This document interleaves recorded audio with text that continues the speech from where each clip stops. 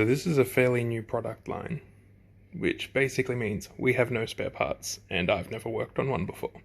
So let's see what's happening. We've got power, we've got menu and everything, but we have no output.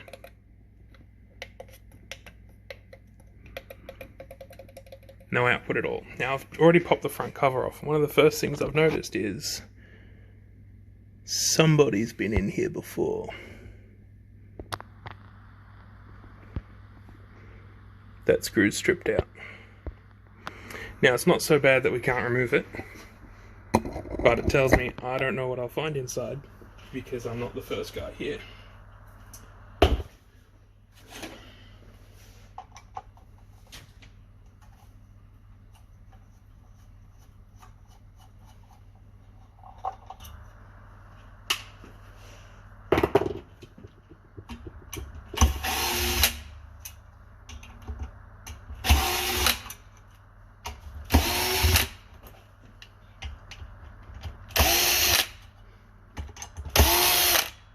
Now 2 of these units came in, failed, same fault.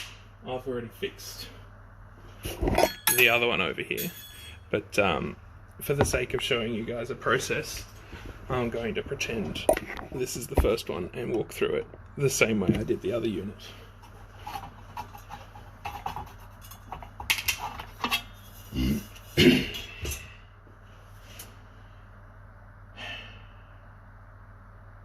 So these little reflectors just twist lock in place, come off. We've got,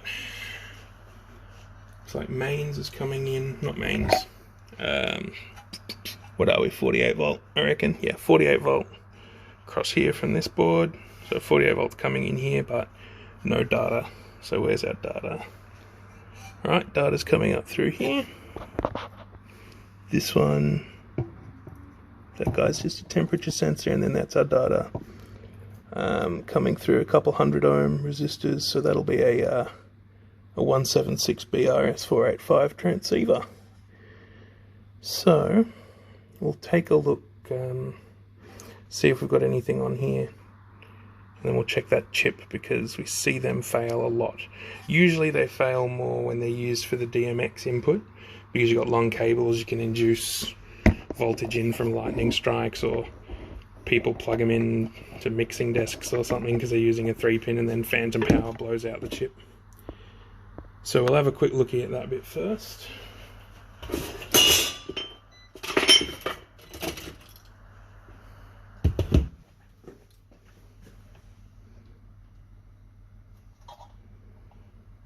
We've got our 48 volt here. Try and get that where you can see it. Got our 48 volt.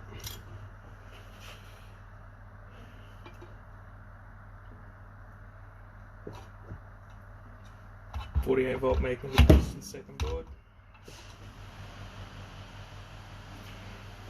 Now, if I recall correctly, 1, 2, 3, 4, 5 pins 5 and 8 should be 5 volt on this 176B chip. So we'll have a quick look at that.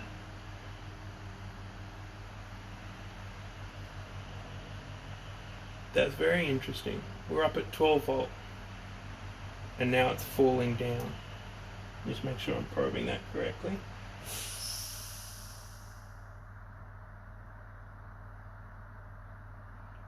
(91 millivolt now).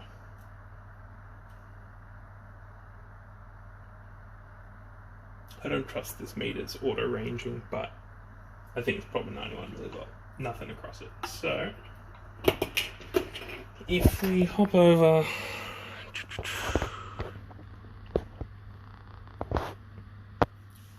so that's our RS485 transceiver chip.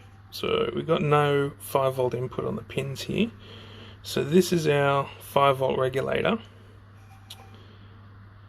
From my experience, they don't actually fail very often. So we'll have a bit of a look around it, see what we come up with.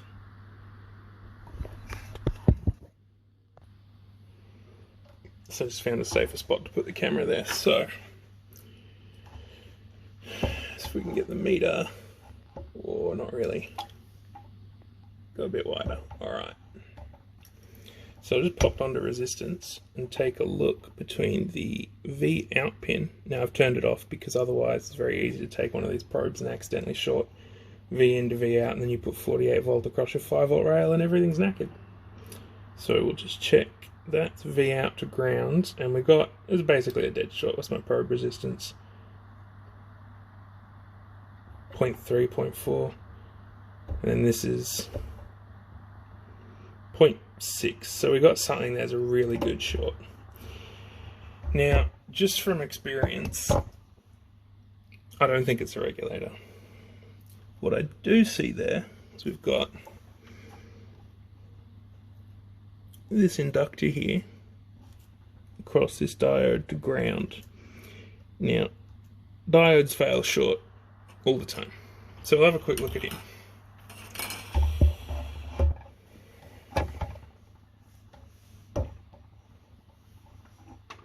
I'm not going to bother putting the meter in shot there, because if he is a crosser, I think he's a cross, he's going to be a dead short anyway. He is, and I think that or the regulator is probably the most likely chance. Now, in the first unit I did, I forgot diodes fail all the time. I took the regulator out, and I'll tell you, that's a huge pain, because this is on an aluminium PCB. So it takes a huge amount of heat to pull the regulator off. So we're going to pull off that diode. Now, there's a few options. You can go hot air, but also, being an aluminium PCB, you need a lot of hot air. It takes forever. It also looks like heatsink pasted to the chassis of this thing, so we'd have to pull the board out. So instead of the hot air, what I've got here is my hot tweezers, which, you know, with direct contact gets around some of the thermal issue of trying to heat up with air something that's heat sunk to the huge aluminium chassis of this thing. So just let this heat up and we'll have a whirl at it. So I just put a little bit of fresh leaded solder on each leg, because that lead-free stuff, melting point's a lot higher. Pain in the ass, hard to get thermal contact on it, so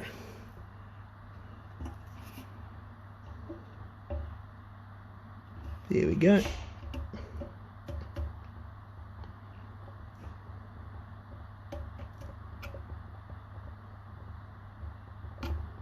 Lovely.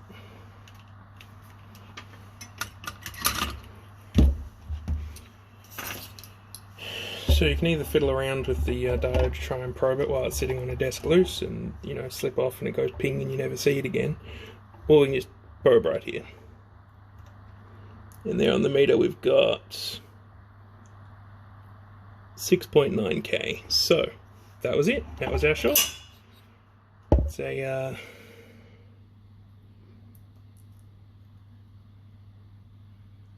SS310 diode, which no one ever stocks parts around here, so instead what I have is a lovely array of a different type from another unit, and we've got some of the right diode there, so we'll pull that guy off and pop it in, see if she runs.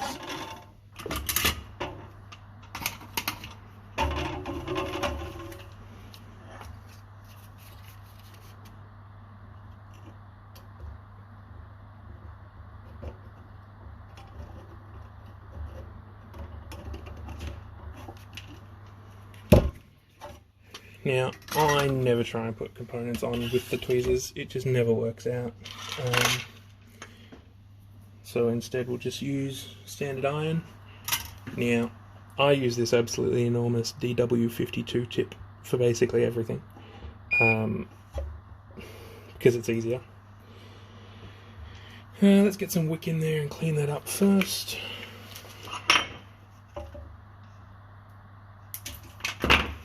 So that's a mixture of lead-free and leaded solder, what we left on there. So we'll just clean that up and put on some fresh leaded stuff and a little bit of fresh flux. Lovely. Spot a paper towel and some circuit board cleaner.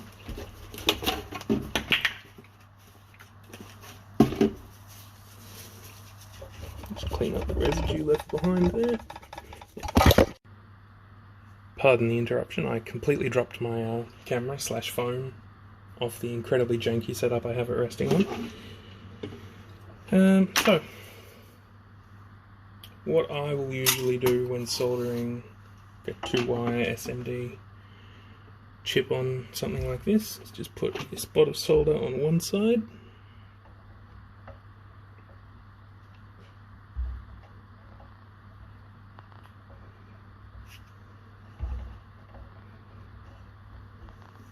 of course there's people watching, so I've screwed that up horribly.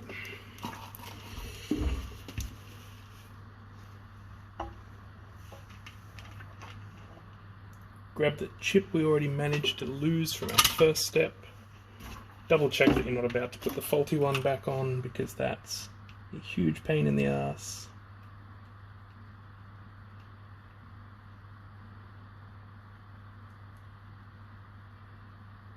That was the faulty one. Very glad I checked that.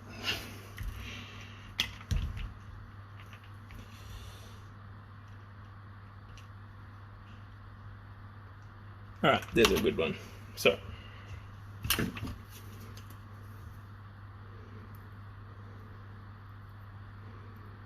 good chip we just pulled off that other array.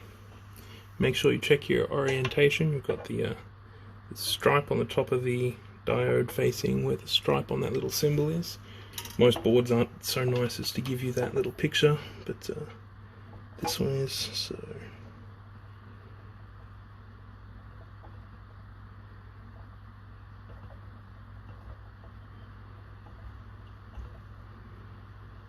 there we are, it's one side done.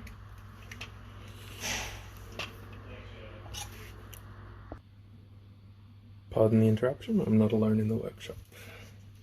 So, just now on the other side of that diode.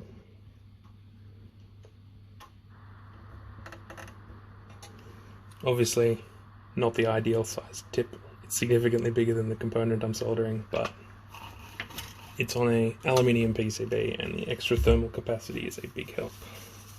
So I'll just clean that up with a little bit more circuit board cleaner.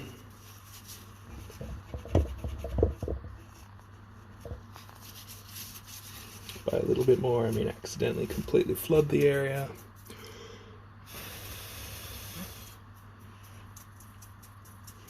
And we'll try it out. Didn't unplug anything else? Nope, all good.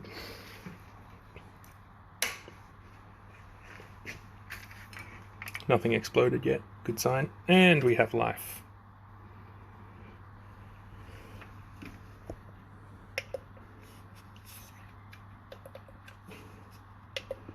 So we've got